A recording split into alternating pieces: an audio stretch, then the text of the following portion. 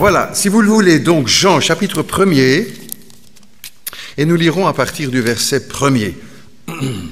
Et ce texte fait écho un peu au texte de la Genèse, le premier texte de la Bible, au commencement Dieu créa. Voilà, nous sommes Évangile selon Jean chapitre 1er. Nous saluons aussi tous les amis qui nous rejoignent sur Internet et nous leur souhaitons bien sûr à eux tous, à elles toutes, une joyeuse fête de Noël dans le Christ Jésus. Nous lisons donc l'Évangile selon Jean, chapitre 1er, verset 1er. Au commencement, la parole existait déjà, était la parole, et la parole était avec Dieu, et la parole était Dieu. Elle était au commencement avec Dieu, et tout a été fait par elle, et rien de ce qui a été fait n'a été fait sans elle. Il parle du Christ, bien sûr, hein. Il en fera allusion plus loin. En elle était la vie, et cette vie était la lumière des êtres humains. La lumière, elle brille dans les ténèbres, et les ténèbres ne l'ont pas accueillie. Il eut un homme envoyé par Dieu, son nom était Jean, Jean-Baptiste. Il vint comme témoin pour rendre témoignage à la lumière, afin que tous croient par lui. Il n'était pas la lumière, mais il vint pour rendre témoignage à la lumière. Et cette lumière était la véritable lumière qui, en venant dans le monde, éclaire tout homme. Elle était dans le monde et le monde a été fait par elle, et pourtant le monde ne l'a pas reconnue. Elle est venue chez les siens et les siens ne l'ont pas accueillie. Mais à tous ceux qui l'ont acceptée, à ceux qui croient en son nom, elle a donné le droit de devenir enfants de Dieu, puisqu'ils sont nés non du fait de la nature, ni de la volonté humaine, ni par la volonté d'un mari, mais qu'ils sont nés de Dieu. Et la parole a été faite chair, et elle a habité parmi nous, pleine de grâce et de vérité. Et nous avons contemplé sa gloire, une gloire comme la gloire du Fils unique venu du Père. Jean-Baptiste, lui a rendu ce témoignage. Et c'est écrit, et c'est celui à propos duquel j'ai dit, celui qui vient après moi m'a précédé, car il était avant moi. Et nous avons tous reçu de sa plénitude et grâce sur grâce. En effet, la loi a été donnée par Moïse, mais la grâce et la vérité sont venues par Jésus-Christ. Personne n'a jamais vu Dieu. Dieu, le Fils unique, qui est dans l'intimité du Père, est celui qui l'a fait connaître. Jusque-là, notre lecture, si vous le voulez bien. Voici donc revenue la fête de Noël, la belle fête de Noël. Elle s'est préparée déjà depuis tout un temps. On voit les maisons s'illuminer, les magasins, les églises, les villes, les lumières s'illuminent partout. C'est la fête de la lumière. Et là, on rejoint tout à fait le thème biblique qui développe ce thème de la lumière pour parler de Jésus-Christ. Et il me semble que justement, un des caractères majeurs de cette fête de Noël, c'est la lumière. Puisque là, nous sommes vraiment sur les textes bibliques. Il est question de Jésus, du Messie, qui est la lumière du monde. Et bien avant la venue de Jésus-Christ, bien avant la venue du Messie, déjà 500 ans avant la venue de Jésus, le prophète Malachie avait annoncé ceci: « Pour vous qui craignez son nom », qui craignez le nom du Seigneur, « pour vous qui craignez son nom, le soleil de justice brillera et la guérison sera dans ses rayons. » Zacharie, le père de Jean-Baptiste, lui-même aussi, à la naissance de son fils, et en annonçant la venue du Messie, écrira « Le soleil levant nous a visités d'en haut pour éclairer ceux qui sont dans les ténèbres et dans l'ombre de la mort, pour diriger nos pas sur le chemin de la paix. » La lumière, la lumière, la lumière. Et puis encore, l'apôtre Jean, au travers du texte que nous venons de lire, l'apôtre Jean écrit cette lumière, en parlant du Christ, cette lumière était la véritable lumière qui, en venant dans le monde, éclaire tout homme. Elle était dans le monde, et le monde a été fait par elle, et le monde ne l'a pas connue. Elle est venue chez les siens, et les siens ne l'ont pas reçue, mais à tous ceux qui l'ont reçue, elle a donné le pouvoir de devenir enfants de Dieu. Ils sont nés de Dieu. Ils sont nés de la lumière et ils sont devenus aussi, de l'Écriture, ils sont devenus enfants de lumière. Tous ceux qui croient en Jésus-Christ sont devenus aussi lumière du Seigneur. Nous y reviendrons à la fin de notre méditation. Et je me demande si ce n'est pas de cette lumière dont parlait Jacques Brel dans une de ses chansons. Il écrivait ceci: « La lumière jaillira, claire et blanche un matin, brusquement devant moi, quelque part en chemin. La lumière jaillira et je la reconnaîtrai pour l'avoir tant de fois chaque jour espéré. La lumière jaillira et de la voir si belle, je reconnaîtrai pourquoi j'avais tant besoin d'elle. » Mais Jacques, elle est venue cette lumière.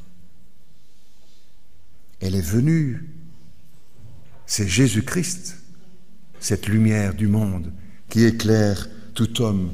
Elle a jailli à Bethléem, elle a jailli à Golgotha, elle a jailli le dimanche de Pâques, elle a jailli avec la venue du Christ, le Messie.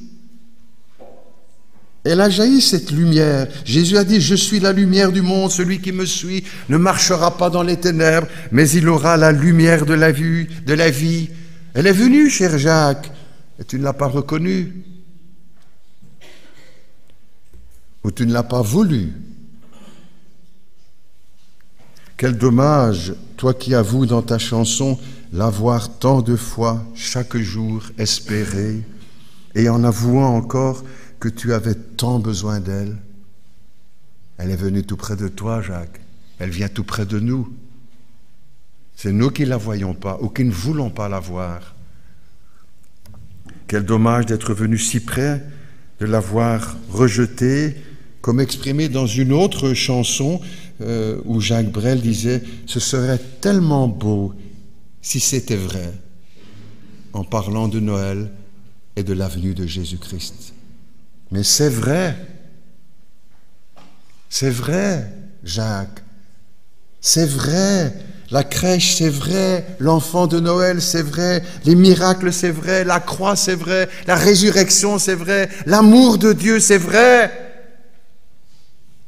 Et tous ceux qui dans le monde ont reçu cette lumière savent que c'est vrai, que ce ne sont pas des légendes, des histoires, des mythes, des fables. Tout cela, c'est vrai. Quel dommage. Mais probablement aussi que tu as choisi la gloire des hommes plutôt que la gloire de Dieu. Notre monde aujourd'hui est encore plongé dans les ténèbres et a encore tellement besoin de cette lumière. Il suffit d'énumérer quelques-uns, de mentionner quelques-uns de ces nuages qui assombrissent notre société aujourd'hui et puis depuis quelque temps quand même, les problèmes au Congo, en Grèce, en Belgique, en Italie, en Syrie, en Afghanistan, en Corée du Nord, un prix Nobel mis en prison, les familles qui éclatent, des prisons du monde qui sont surpeuplées partout. La police qui est débordée, la justice qui est noyée dans les dossiers, l'immoralité qui ne cesse de progresser, des usines, des sociétés, des magasins qui ferment, la pollution irréversible sur notre terre, dans les océans, dans l'espace déjà, le terrorisme qui fait de plus en plus de victimes innocentes, des famines effroyables qui sont en train de frapper notre monde. Plus que jamais, notre monde a besoin de cette lumière de Noël. Et elle est là, parmi nous, encore aujourd'hui, par Jésus-Christ. Elle s'appelle Jésus, cette lumière, et elle veut être en nous. Mais laissez-moi, elle pourrait éclairer tous les hommes. Laissez-moi donner une petite illustration. Les rayons du soleil sont d'une puissance inouïe. Et pourtant, nous pouvons nous en cacher. Une feuille, simple feuille de papier ou les feuilles d'un arbre, et nous sommes cachés de ces rayons. Sa lumière ne nous atteint pas. Ne nous tenons pas à l'ombre de cette lumière. Vous direz, pasteur, si on est là ce matin, c'est parce qu'on ne se tient pas à l'ombre. Peut-être qu'il y en a parmi nous quand même qui veulent encore se tenir à l'ombre de cette lumière, à l'ombre de Jésus-Christ. Restez cachés de la lumière. Il faut y venir et ouvrir notre cœur à ces rayons. Parce que cette lumière, elle n'est pas là pour nous brûler, mais pour nous réchauffer. Cette lumière, elle n'est pas là pour nous aveugler, mais pour nous éclairer. Cette lumière était la véritable lumière qui, en venant dans le monde, éclaire tout homme. Vous avez peut-être entendu aussi, comme moi, cette publicité sur une chaîne de radio. Noël rime avec RTL. Entendu sûrement. Mais je vous propose aussi d'autres rimes pour ce matin. À Noël, Dieu nous appelle. À Noël, Dieu nous appelle. C'est ce que Jésus a dit, entre autres, à bien des reprises. Venez à moi. Venez à moi. Croyez en moi. Faites-moi confiance. Suivez-moi. Dieu a dit, celui-ci est mon fils bien-aimé, écoutez-le. Et la Bible nous dit à bien des reprises que Dieu nous a appelés à la communion de son Fils. Dieu nous a appelés à Noël, Dieu nous appelle, Dieu nous a appelés à son royaume. Ou encore le prophète Isaïe qui disait de la part de Dieu, « Moi l'Éternel, je t'ai appelé pour ton salut. » À Noël, Dieu nous appelle. Et voilà en quelque sorte le véritable cadeau de Noël. On va parler de cadeaux juste après, ici en fin de cette rencontre pour les enfants. Le vrai cadeau, c'est Jésus-Christ. C'est notre Seigneur, c'est notre salut, c'est son amour, c'est son pardon, c'est la croix, c'est le sang qui a coulé à la croix de Golgotha. C'est le plus beau cadeau que nous recevrons jamais. C'est le cadeau de Dieu, le véritable cadeau de Noël. Et dès les premières pages de l'Évangile sont annoncées la venue de cet enfant, celui qui est né, c'est notre Sauveur, c'est le Sauveur. Voici le message des anges, je vous annonce une bonne nouvelle qui sera pour tout le peuple le sujet d'une grande joie. C'est qu'aujourd'hui, dans la ville de David, il vous est né un Sauveur. Les premières paroles du message de l'Évangile, il vous est né un Sauveur qui est le Christ, le Messie. C'est d'ailleurs le nom aussi qui sera donné à l'enfant, pas n'importe quel nom, parce que ce n'est pas n'importe quel enfant. C'est le Sauveur du monde, c'est le Fils de Dieu, Dieu le Fils. Tu l'appelleras Jésus, Yeshua, en hébreu, qui veut dire Dieu Sauveur. Chaque fois que nous prononçons le mot Jésus, c'est ça que nous voulons dire. Croyants ou incroyants d'ailleurs, c'est ce que veut dire son nom, Dieu Sauveur. Et en ce Noël de 2016, l'homme a encore besoin de ce Sauveur. Peut-être plus que jamais. Peut-être plus que jamais. Les vérités de l'Évangile n'ont pas changé. L'homme est encore aujourd'hui, 21e siècle, 2016, l'homme est encore pécheur. Il faut être de mauvaise foi pour ne pas le reconnaître. Il faut être de mauvaise foi pour ne pas le reconnaître et dire que tout va bien et que l'homme s'améliore et qu'il fait du progrès. L'homme est toujours pécheur et c'est pourquoi il a aussi toujours besoin d'un sauveur, même au XXIe siècle. Le péché est toujours là, une évidence qui crève les yeux. Le mal ne cesse de progresser. Dans un de ses livres, Jean d'Ormesson écrit ceci, qui n'est pas chrétien, et qui écrit ceci, le moteur de l'histoire, c'est le mal. Le moteur de l'histoire, c'est le mal. Il est là, présent, toujours, progressant, grandissant.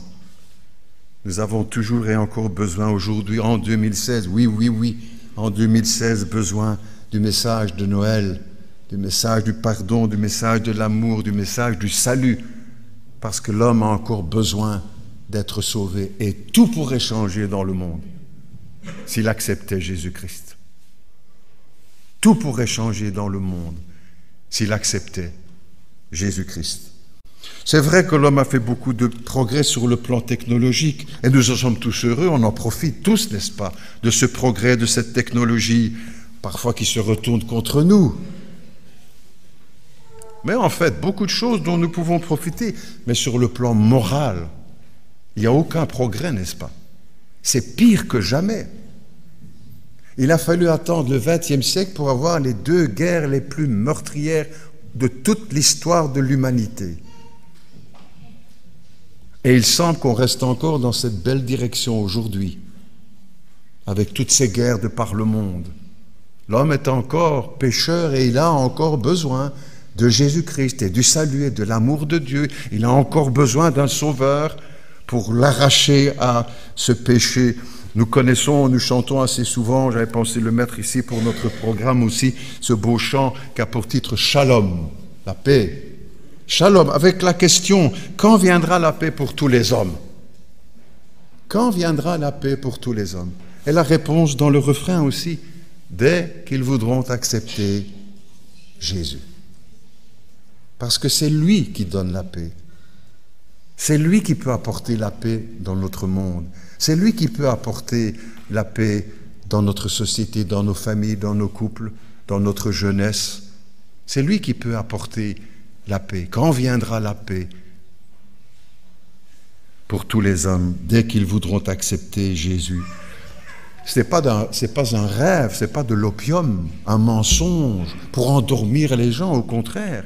C'est une réalité et auquel nous pouvons faire confiance aujourd'hui. À Noël, Dieu nous appelle, il nous appelle à la repentance, il nous appelle à venir à lui, il nous appelle à croire en lui, ou peut-être à revenir à lui si nous en sommes éloignés pendant quelque temps.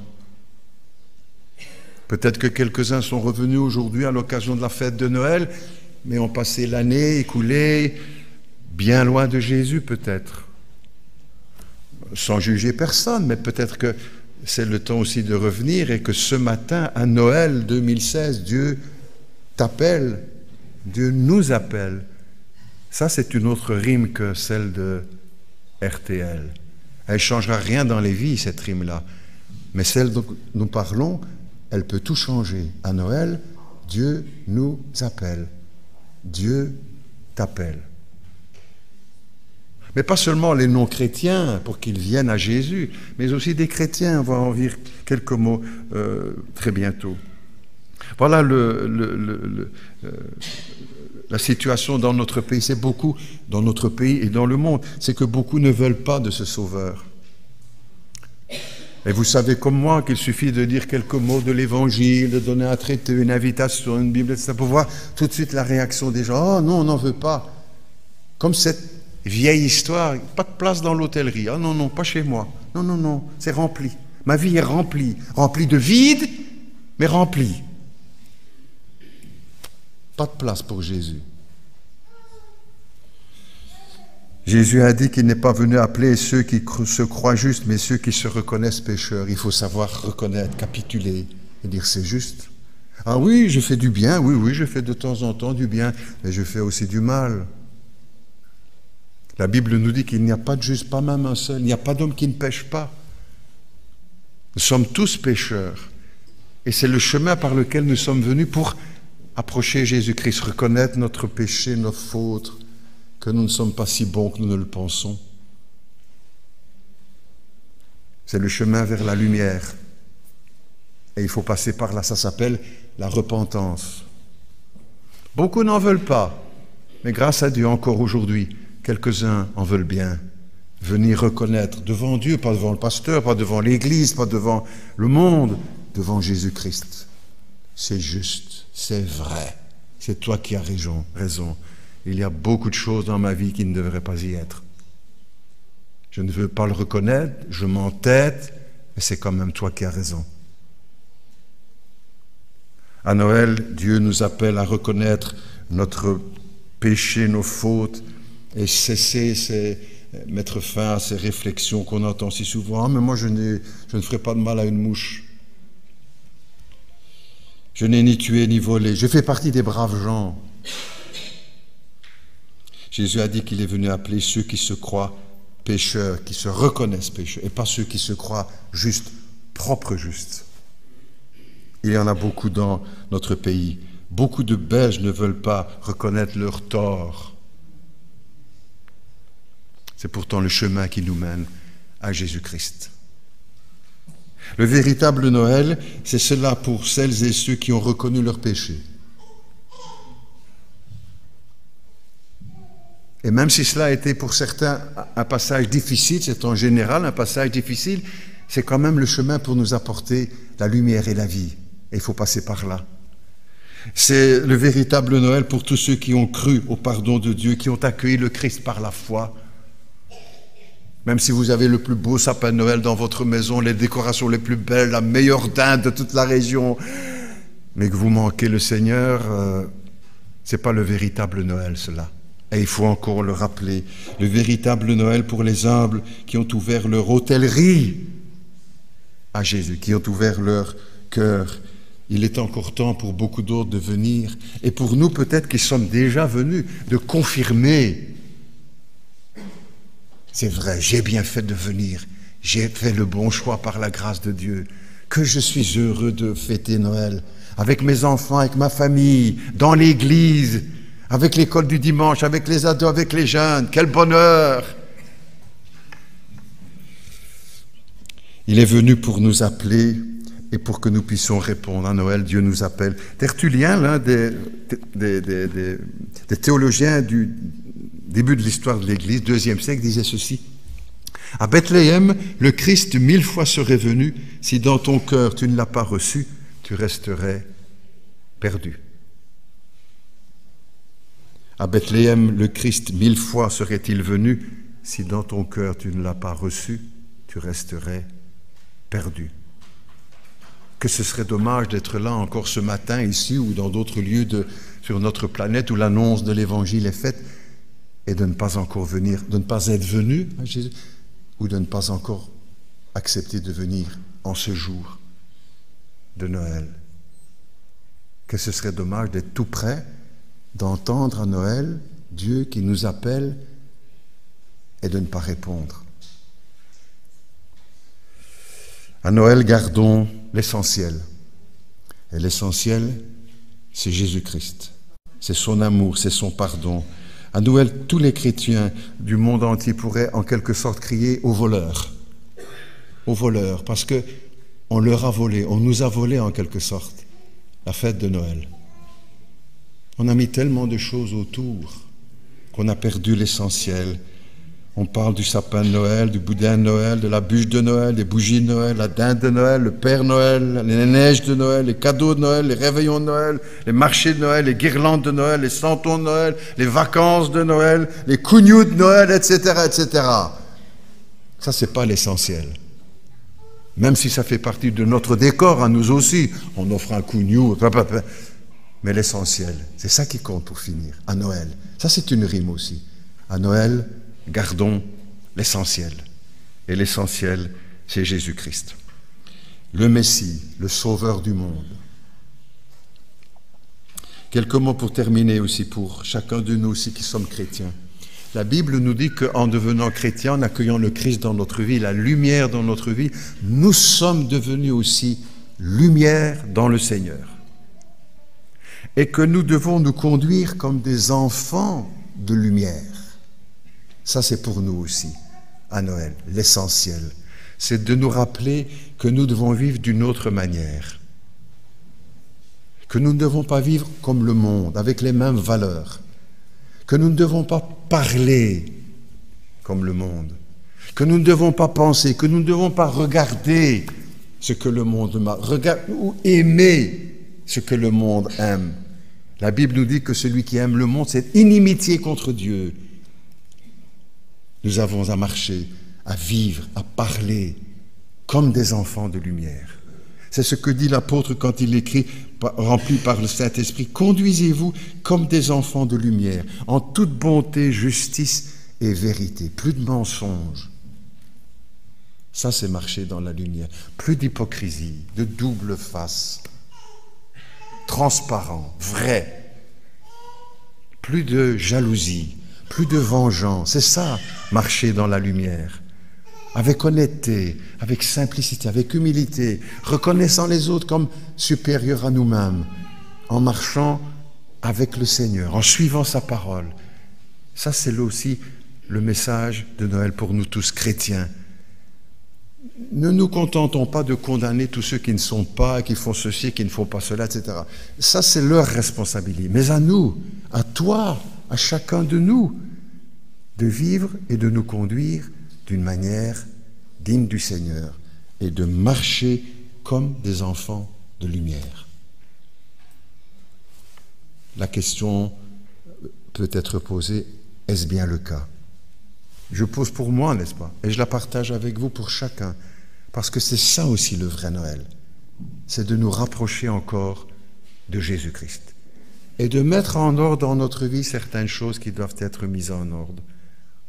Que Dieu nous aide à ne pas oublier l'essentiel à Noël.